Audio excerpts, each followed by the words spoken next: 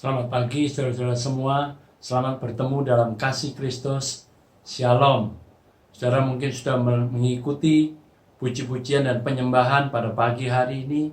Mari saat sekarang ini kita mau mendengar apa yang ingin Tuhan sampaikan pada minggu pagi hari ini, ya. Kita masih ada di dalam tema besar, yaitu berada di dunia tetapi bukan berasal dari dunia, ya. Itu tema besar kita, dan tema subtema untuk bulan November ini adalah mengenal rencana Tuhan dan panggilan Tuhan, ya. Dan topik yang pertama minggu lalu sudah dibawakan tentang rencana Tuhan, rencana manusia. Dan topik yang kedua pada hari ini adalah gambar diri yang Tuhan inginkan.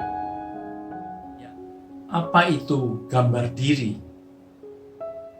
Gambar diri adalah apa yang saudara pikirkan dan yakini tentang diri saudara sendiri.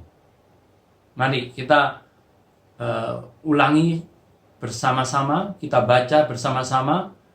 Gambar diri adalah apa yang saudara pikirkan dan yakini tentang diri saudara sendiri, ya. Atau mari kita baca diganti dengan saya, karena saudara-saudara ikut membaca. Kita baca sekali lagi, ya. Gambar diri adalah apa yang saya pikirkan dan yakini tentang diri saya sendiri. Jelas ya? Jadi gambar diri adalah seperti itu.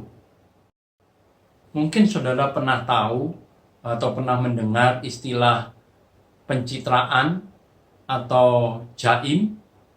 Ya, kalau pencitraan mungkin saudara ingat, yaitu melakukan kegiatan-kegiatan yang untuk membuat citra dirinya atau citra kelompoknya menjadi baik, ya. Sedangkan kalau jaim itu istilah anak-anak muda, yaitu singkatan dari jaga image. Nah, biasanya mereka tidak melakukan hal-hal yang tidak baik atau menjaga dalam mereka bersikap di dalam suatu pertemuan ataupun pergaulan, supaya teman-temannya melihat citra diri ataupun self image dari seseorang itu jadi terjaga dengan baik, sehingga disebut istilah jaim, ya. Tetapi gambar diri itu berbeda dengan pencitraan ataupun jaim, karena seperti tadi kita sudah sebutkan bahwa gambar diri adalah apa yang saya pikirkan tentang diri saya sendiri. Kalau yang tadi itu lebih ke arah menjaga untuk mendapatkan image itu dari kata orang. Pencitraan itu mengharapkan pemikiran orang tentang kita, penilaian orang tentang diri kita, ya. Menjaga image juga begitu, menjaga penilaian orang ataupun pikiran orang mengenai kita supaya tetap baik. Sedangkan gambar diri adalah apa yang kita pikirkan dan kita yakini tentang diri kita sendiri. Jadi itu sangat berbeda, ya. Nah, mengapa kok kita membicarakan mengenai masalah gambar diri ini, ya? Perlu saudara-saudara ketahui, apa yang saudara pikirkan dan yakini tentang diri saudara itu akan sangat mempengaruhi atau menentukan banyak hal dalam kehidupan saudara, ya. Dan apa yang orang lain pikirkan, apa yang orang lain nilai tentang diri kita, itu sangat tidak penting dibanding dengan apa yang kita pikirkan tentang diri kita sendiri. Ya. Dan juga kita tahu keberhasilan, prestasi, pencapaian-pencapaian di dalam kehidupan kita masing-masing itu sangat dipengaruhi oleh gambar diri yang baik, yang benar. Ya. Selain itu, kita tahu bahwa gambar diri yang benar, ya, gambar diri yang pulih, itu akan menentukan seberapa jauh kita bisa mencapai sesuatu di dunia ini. Pencapaian tertinggi apa yang kita bisa capai di dunia ini. Gambar diri itu sangat menentukan hal tersebut. Selain itu, gambar diri juga mempengaruhi kita untuk di dalam membawa diri di dalam masyarakat, di dalam membawa diri dalam kita melakukan segala kegiatan-kegiatan kita sehari-hari. Selain itu juga gambar diri itu juga sangat mempengaruhi bagaimana kita memikirkan orang lain, bagaimana kita memperlakukan orang lain. Sebab itu gambar diri itu begitu penting. Sebab itu pada pagi hari ini kita mau membahas mengenai gambar diri. Tetapi ingat, seperti judul firman Tuhan pada pagi hari ini, gambar diri yang kita bicarakan adalah gambar diri yang Tuhan inginkan. Tadi kita sudah mendengar mengenai pentingnya kita membahas, mengerti mengenai gambar diri yang benar itu. Tetapi yang lebih penting itu adalah gambar diri yang benar itu, atau yang pulih itu, atau yang Tuhan inginkan itu seperti apa. Karena sering kita dengar, kita baca juga di buku-buku, di seminar-seminar, sering dibahas mengenai pemulihan gambar diri atau gambar diri yang rusak. Dan di situ banyak dibahas mengenai contoh-contoh dari gambar diri yang buruk, ya, yang tidak baik. Tanda-tandanya seperti apa, ya. Dan juga di situ di forum-forum seminar itu kebanyakan yang datang, yang berbicara semuanya adalah para ahli psikologi, kemudian mungkin filsuf-filsuf juga mengenai gambar diri. Nah, semuanya itu adalah referensi ataupun pendapat dari manusia, ya, manusia yang berdosa. Nah, saudara bisa bayangkan, misalnya ini mobil Lamborghini, ya, kemudian atau Tesla, atau robot, ataupun komputer, ataupun handphone yang termutakhir, yang paling baru, itu berdiskusi mengenai gambar diri mereka masing-masing, ya, untuk mengetahui siapa diri mereka masing-masing dan untuk apa mereka itu ada di dunia ini. Walaupun mereka mungkin berdiskusi berhari-hari, berbulan-bulan, mungkin dan sudah pasti kesimpulannya pasti tidak memuaskan, tidak benar. Karena apa, saudara? Karena mereka mendiskusikan antara mereka sendiri, yaitu mereka itu adalah produk yang diciptakan oleh manusia. Nah, produk ciptaan ini tidak mungkin mengetahui dengan persis siapa dirinya, untuk apa dia diciptakan.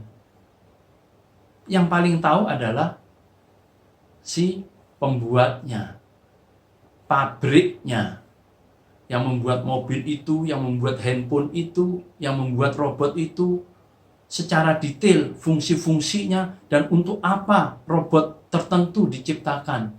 Mobil listrik Tesla itu diciptakan. Fasilitasnya seperti apa? Kecepatan maksimumnya sampai di mana? Itu semua yang paling tahu adalah si pembuatnya. Begitu juga kenapa pada pagi hari ini kita membicarakan gambar diri yang Tuhan inginkan. Karena gambar diri dari manusia itu yang paling benar adalah gambar diri yang Tuhan inginkan, yang Tuhan maksudkan pada saat Dia menciptakan manusia. Sebab itu kita kembali ke Alkitab kita, ke firman Tuhan, untuk kita mengetahui gambar diri yang benar yang Tuhan inginkan. Kembali ke gambar diri yang benar atau yang pulih itu seperti apa tadi? Apa tandanya kalau sudah tidak minder atau sudah percaya diri, itu artinya gambarnya dirinya sudah pulih atau sudah benar? Karena memang banyak atau sering kali kita menjumpai, kalau kita menjumpai seseorang yang minder ataupun tidak punya percaya diri, orang-orang sering mengatakan bahwa wah, ini gambar dirinya ada masalah nih, atau gambar dirinya belum pulih nih. Apa benar seperti itu? Ya, hal-hal seperti itu kurang sesuai dengan Alkitab. Karena apa? Kalau tandanya cuma tidak minder ataupun punya percaya diri, ya, berarti banyak sekali orang dunia, orang yang belum mengenal Tuhan, itu percaya dirinya kuat sekali dan dia tidak minder. Apakah itu merupakan gambar dirinya sudah pulih? Pasti sama sekali tidak. Ya. Sebab itu kita perlu tahu gambar diri yang benar atau yang pulih itu seperti apa.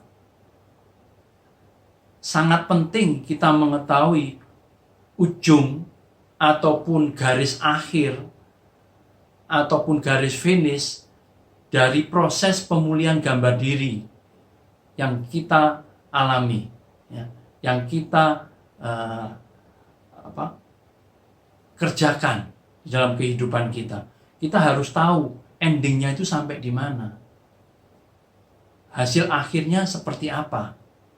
Seperti di dalam Kisah Rasul 20 ayat 24, di situ Rasul Paul mengatakan bahwa asal saja aku dapat mencapai garis akhir dan menyelesaikan pelayanan yang diberikan atau yang ditugaskan kepadaku. Ya. Di situ Paulus mengatakan asal saja aku mencapai garis akhir. Nah, itu tandanya gambar dirinya pulih. Itu garis akhir. Ya. Dan yang satu adalah menyelesaikan pelayanan yang ditugaskan kepada dia. Itu berbicara mengenai panggilan dia secara pribadi, ya. Seperti dalam Efesus 2 ayat 10. Nah, ada ujung atau garis akhir daripada proses pemulihan diri itu perlu kita ketahui. Karena apa? Itu sangat penting. Karena dengan kita mengetahui ujungnya ataupun proses pemulihan gambar diri ini ujungnya di mana, kita tahu arah yang kita tuju, ya. Kita juga akan tahu garis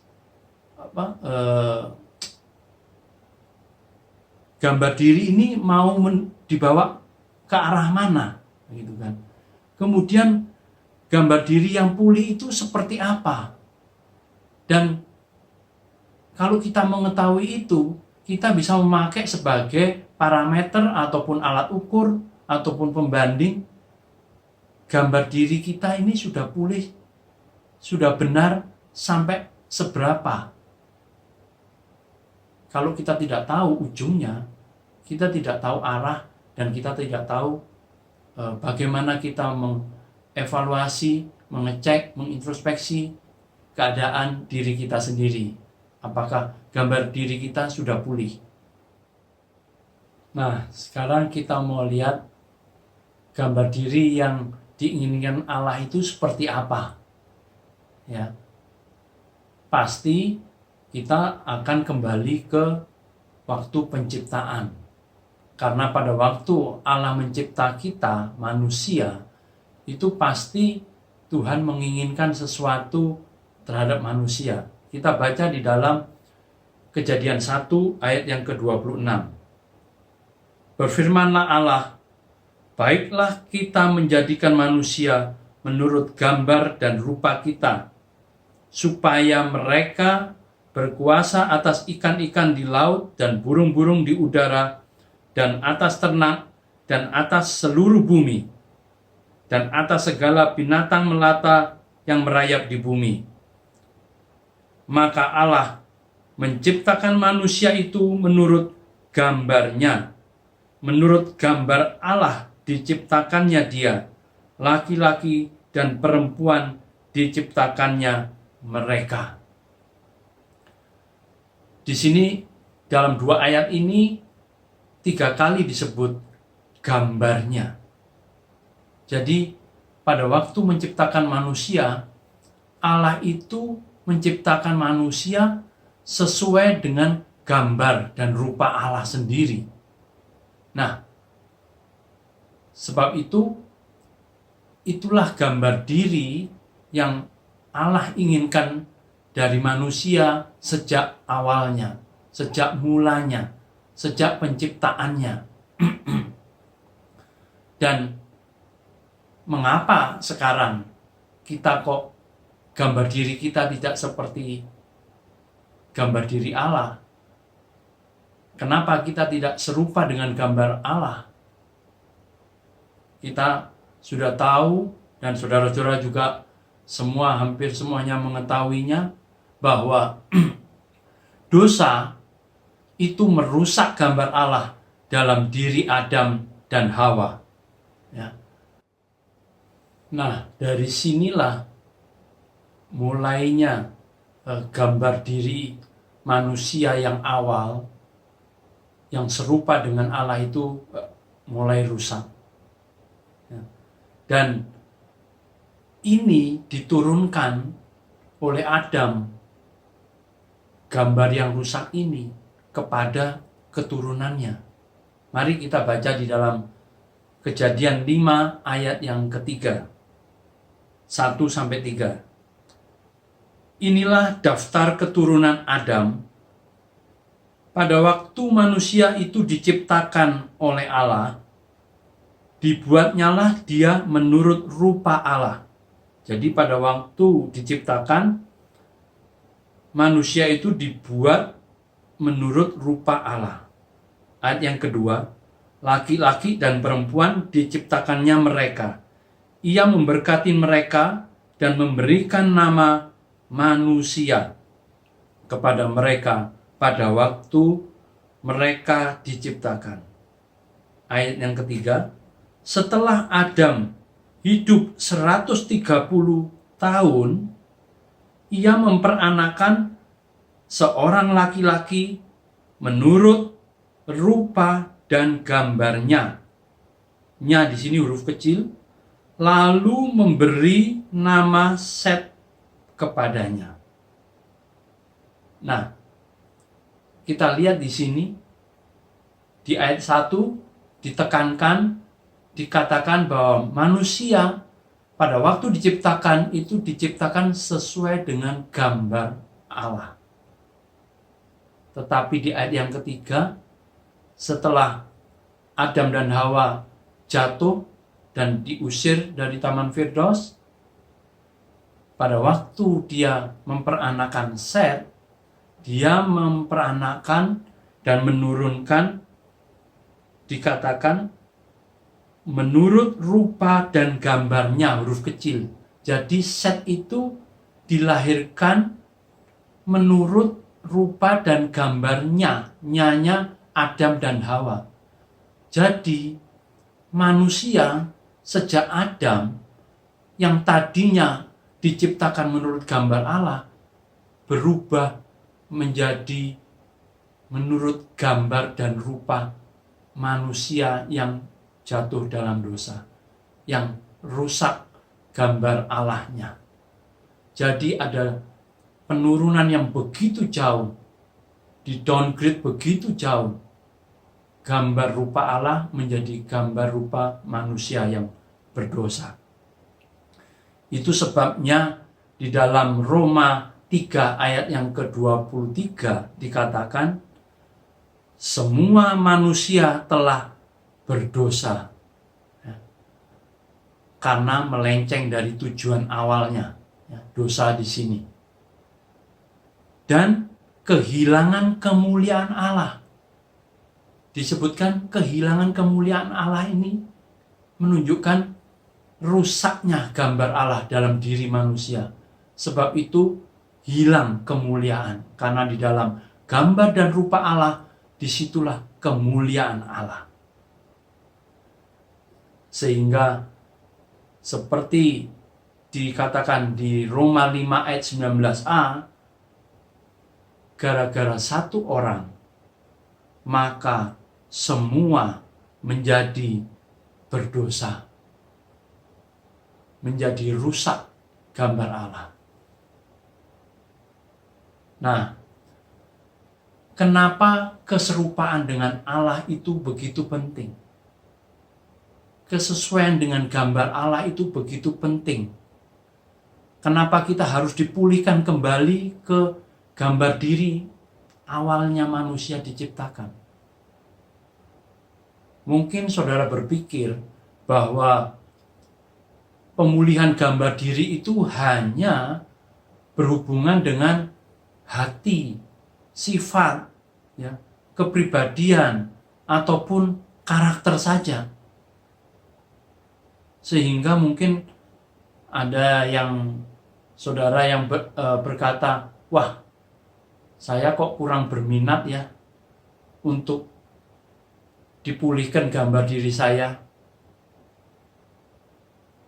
Saya nggak inginlah menjadi seperti Yesus, menjadi orang yang baik. Ini suatu hal ataupun pernyataan yang sangat tidak mengerti, dikatakan oleh yang tidak mengerti ataupun orang yang bodoh sekali. Karena apa? Pemulihan gambar diri menjadi serupa kembali dengan Allah itu adalah sesuatu yang luar biasa. Kita mau baca lagi Kejadian 1 ayat yang ke-26 dengan lebih teliti. Di situ dikatakan manusia diciptakan menurut gambar dan rupa Allah supaya, perhatikan kata supaya mereka itu berkuasa atas segala makhluk di seluruh bumi. Nah, jadi keserupaan dengan Allah itu adalah modal ataupun syarat agar manusia itu dapat berkuasa, mempunyai otoritas, memerintah atas seluruh makhluk yang ada di bumi ini. Dan itu yang ingin Tuhan berikan kepada manusia pada waktu Dia menciptakan manusia. Sehingga bila gambar diri Allah rusak di dalam kehidupan kita, maka saudara akan gagal untuk berkuasa dan memerintah seperti Allah kehendaki untuk kita manusia. Wow, suatu yang dahsyat sekali ini. Suatu pembukaan, suatu penjelasan, suatu terobosan yang begitu luar biasa. Allah ternyata mempunyai rencana yang begitu indah untuk memulihkan gambar diri kita. Ternyata kuasa dan otoritas untuk memerintah itu di bumi ini oleh manusia itu akan bertambah seiring dengan pulihnya proses keserupaan gambar diri kita kepada Allah. Makin kita serupa dengan Allah, gambar diri kita makin dipulihkan, kita akan makin mengalami otoritas dan kuasa itu untuk memerintah dan berkuasa atas semua makhluk di bumi ini. Nah, karena itu ternyata kita tahu bahwa karya keselamatan yang Tuhan sudah kerjakan itu ternyata bukan sekedar untuk menyelamatkan manusia dari neraka dipindah ke surga, tetapi karya Allah keselamatan itu adalah karya Allah untuk memulihkan gambar Allah di dalam manusia itu menjadi seperti pada waktu penciptaan. Karena Tuhan mempunyai rencana untuk itu.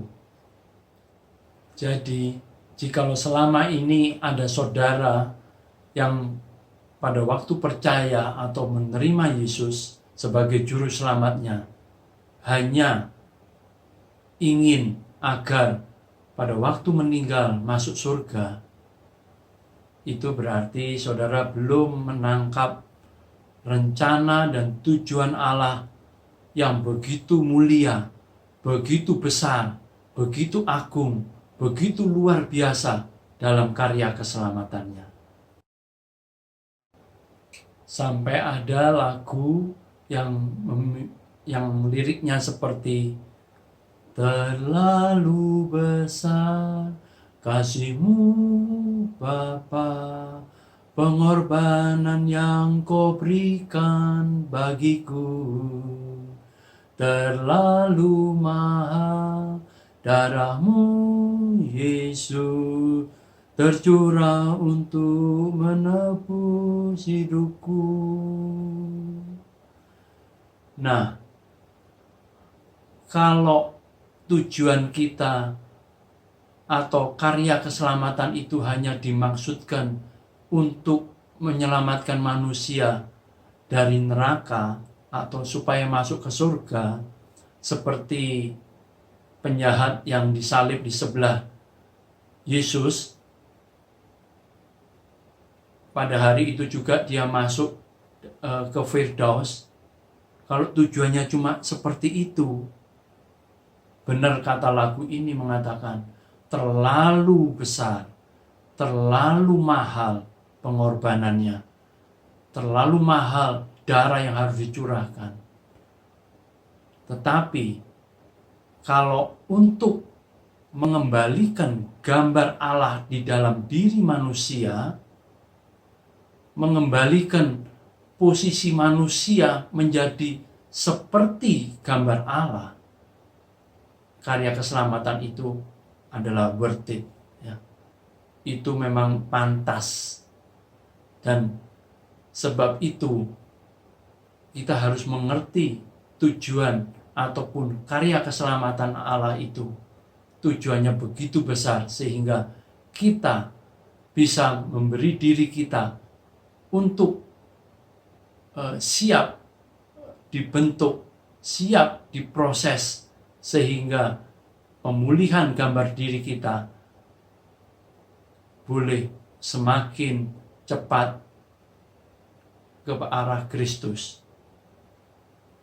Satu hal lagi yang penting kita ketahui, yaitu proses pemulihan gambar diri itu sama dengan proses pertumbuhan keserupaan kita dengan Kristus. Artinya, mungkin ada saudara yang merasa gambar dirinya sudah pulih. Jangan buru-buru merasa demikian. Sebaiknya kita cocokkan apakah benar-benar kita sudah serupa dengan Kristus. Kalau belum, misalnya baru 50%-nya, ya berarti pemulihan gambar diri kita mungkin juga cuma 50%-nya. Mari Allah yang sudah sangat serius melakukan segala sesuatu untuk manusia, untuk mengembalikan gambar dan rupa Allah di dalam manusia. Mari kita mau belajar lebih lanjut lagi mengenai hal ini. Seperti di dalam Roma 8 ayat yang ke-28 dan 29.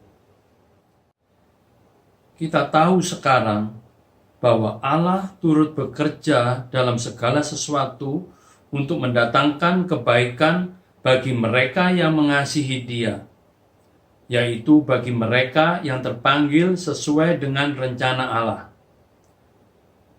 Sebab semua orang yang dipilihnya dari semula, mereka juga ditentukannya dari semula untuk menjadi serupa dengan gambaran anaknya, supaya ia, anaknya itu, menjadi yang sulung di antara banyak saudara. Jadi Allah itu turut bekerja sama, bekerja dalam segala sesuatu itu ada tujuannya, yaitu untuk, seperti di ayat yang 29, untuk menjadikan kita semua menjadi serupa dengan gambar anaknya.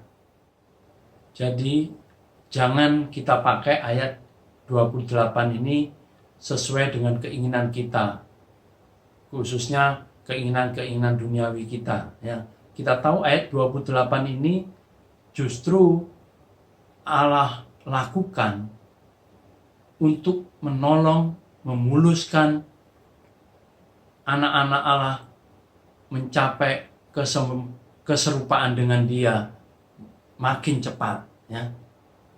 Itu ayat 28 mengatakan seperti itu. Nah, mengapa keserupaan dengan Kristus itu sangat penting? Ya, kita selalu ulang-ulang hal ini. Kita mau baca di dalam Roma 8 ayat yang ke-19. Sebab dengan sangat rindu seluruh makhluk menantikan saat anak-anak Allah dinyatakan, karena seluruh makhluk telah ditaklukkan kepada kesia-siaan, bukan oleh kehendaknya sendiri, tetapi oleh kehendak Dia yang telah menaklukkannya.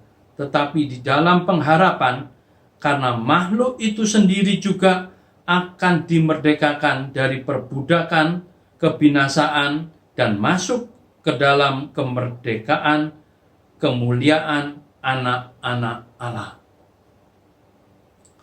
Di sini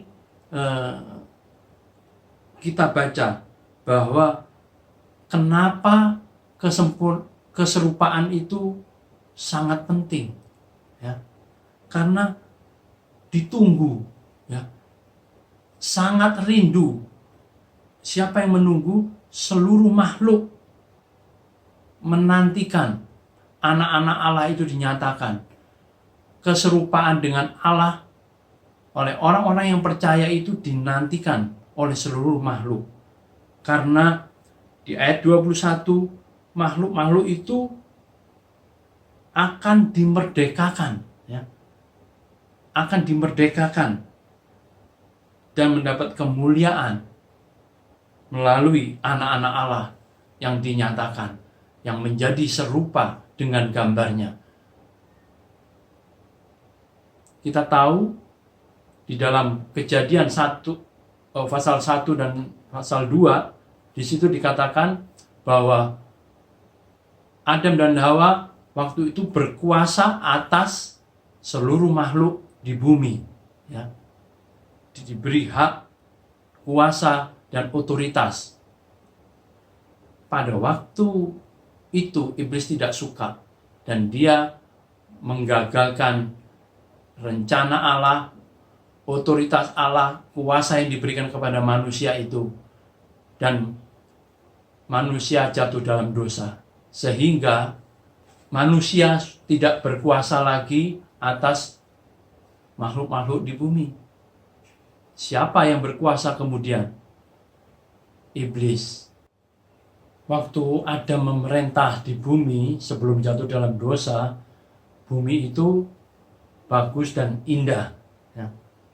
Tetapi pada waktu Adam jatuh dalam dosa dan gambar dirinya rusak dan dia tidak memerintah karena diusir oleh Tuhan dan tidak ada kuasa lagi, siapa yang memerintah?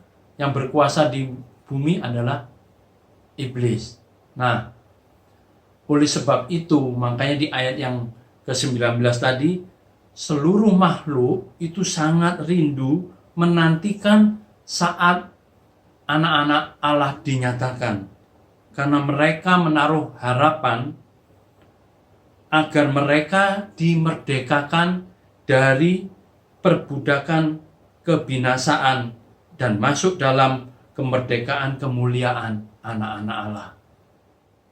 Mengetahui keserupaan dengan Kristus buat anak-anak Allah itu sangat dinanti-nantikan dan ditunggu oleh seluruh makhluk di muka bumi ini. Biarlah ini membuat kita, Roh Kudus boleh memberikan kerinduan kepada kita lebih lagi untuk secepatnya menjadi serupa dengan Kristus. Berikut ini secara cepat kita mau lihat ada 3 hal yang Tuhan juga kerjakan untuk memfasilitasi, mendorong kita dan memampukan kita untuk menjadi seperti Kristus. Yaitu yang pertama adalah kematian Kristus bertujuan untuk menyambungkan, memulihkan hubungan antara Allah dan manusia. Seperti dalam Yesaya 59 ayat 1 dan 2 serta Kolose 1 ayat 22. Yang kedua, kenapa Roh Kudus dikirim sebagai roh penolong? Apakah dia untuk menghibur kita saja? Apa dia seperti pembantu kita? Kita mau lihat di dalam Filipi 2 ayat 13. Karena Allah lah lewat Roh Kudus yang di dalam kita itu yang mengerjakan di dalam kamu baik kemauan maupun pekerjaan menurut kerelaannya. Nah, Roh Kudus dikirim untuk mengerjakan, memberikan satu kerinduan dan kemampuan kepada kita untuk ingin menjadi seperti Dia dan mampu menjadi seperti Dia, karena Dia yang memang menghendaki kita ke arah yang di sana. Dan yang ketiga yaitu mengenai Yesus hidup di dunia ini sebagai manusia selama 33 tahun. Kalau dia hidup sebagai manusia di dunia ini cuma untuk mati, mungkin pada waktu bayi mungkin dibunuh oleh Herodes sudah bisa, ya. Yang penting dia sebagai korban yang hidup, yang tak bercacat untuk menebus umat manusia. Tetapi kenapa Tuhan Yesus hidup sampai 33 tahun? Ya. Karena dia ingin memberikan gambar, memberikan contoh seperti apa yang dari tadi kita selalu katakan. Ending dari pemulihan gambar diri kita itu seperti apa? Ending dari pertumbuhan rohani kita itu seperti apa? Yaitu seperti menjadi serupa dengan gambar anaknya, yaitu Yesus. Dan Yesus hidup di dunia ini, itu menjadi contoh, gambar yang nyata, yang bisa kita contoh di dalam kehidupannya. Sebab itu semua kehidupannya dituliskan di kitab Injil, ya, Matius sampai Yohanes. Biarlah kita mau mempelajari segala sikap daripada Tuhan untuk menjadi gambaran, contoh buat kita semua. Nah, pada akhirnya kalau kita ingin makin serupa dengan Kristus, dan kita tahu, kita sudah dengar tadi bahwa Kristus hidup itu untuk memberi contoh. Itulah gambar diri yang pulih. Itulah gambar dari anaknya, di mana kita diharapkan serupa dengan gambar anaknya. Maka coba saudara ikutin bagaimana Yesus meresponi, bersikap di dalam Alkitab Matius sampai Yohanes.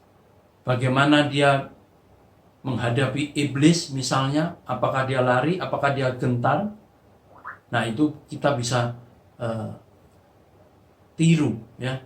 Dan bagaimana waktu Tuhan Yesus menghadapi sakit penyakit, ya toh? Nah, dia menyembuhkannya, tetapi dia juga tidak takut akan kematian, karena dia mengalahkan maut.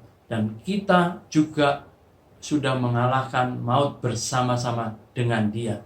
Sebab itu kita tidak usah gentar, kita diberikan kuasa untuk menghadapi sakit penyakit dengan namanya dia, dengan bilur-bilurnya. Kita menghadapi segala sakit penyakit sesuai dengan rencana kehendaknya. Kemudian juga bagaimana dia menghadapi masalah bencana, misalnya badai. Apakah Yesus panik? Nah, itu menunjukkan seseorang yang sudah pulih gambar dirinya.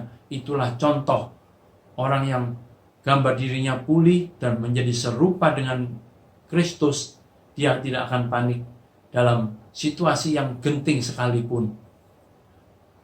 Bahkan di dalam lembah kekelaman, ya, 1000 rebah di kiri, kanan kita 10.000, kita tidak gentar karena Tuhan yang beserta, Tuhan yang memegang kehidupan kita, dan kita tidak perlu khawatir karena semua yang terjadi itu atas seizin Dia, karena Dia mempunyai rencana dalam kehidupan kita.